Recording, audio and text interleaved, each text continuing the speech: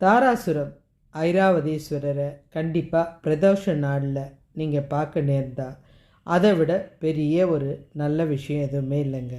இவரை பார்த்தாலே உங்களுடைய பாவம் அத்தனையும் தொலைந்து போகும், உங்களுடைய கர்மாக்கள் குறையும். அதுக்கு காரணம் இருக்குங்க.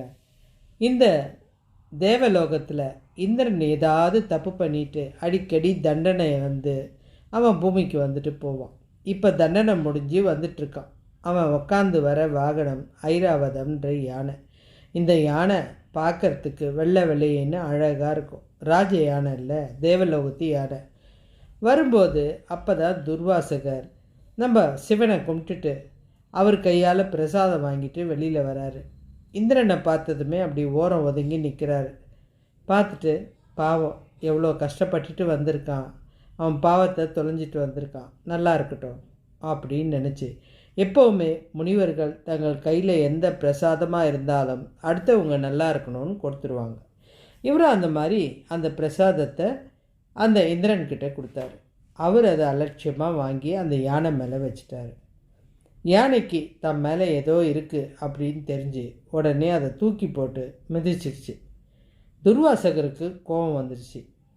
2 பேருமே பூலோகத்துக்கு போய் துன்பத்தை அனுபவிச்சுட்டு வாங்க, அதுலேயும் இல்லாமல் இந்த யானை செஞ்ச செயல் எனக்கு பிடிக்கவே இல்லை, நீ எல்லாம் இந்த வெள்ளையாக இருக்கிறதுனால உனக்கு இவ்வளோ திமிரா, பூலோகத்துக்கு போய் காட்டு யானை மாதிரி அசிங்கப்பட்டு வாழு அப்படின்னு சொல்லி அனுப்பிச்சிட்டாரு. இவங்க வாழ்ந்த இடம்தான் இந்த தாராசுரம். இந்த இடத்துல இவங்க படாத துன்பம் கிடையாது. இந்திரனும் சரி, அந்த ஐராவத யானையும் சரி, 2 பேருமே பாவ விமோசனத்துக்காக இந்த கோவிலில் தான் இருந்தாங்க. தினமும் அந்த யானை இங்கே பூஜை பண்ணோம். இந்த இந்திரனும் மலர் கொண்டு அபிஷேகம் பண்ணுறது இதெல்லாம் பண்ணிக்கிட்டு இருந்தாங்க.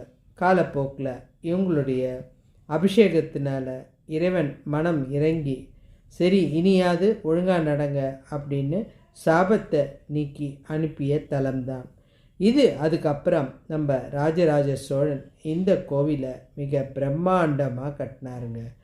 அதோட ஒவ்வொரு தூணும் கதை பேசும், ஒவ்வொரு கல்லும் பேசக்கூடிய அழகாக, அவ்வளோ அழகான சிற்பக்கலையோட பார்த்தா கண்ணு 1000 கண்ணு போதாதுங்க, அவ்வளோ அழகு இருக்குங்க அந்த கோவிலில்.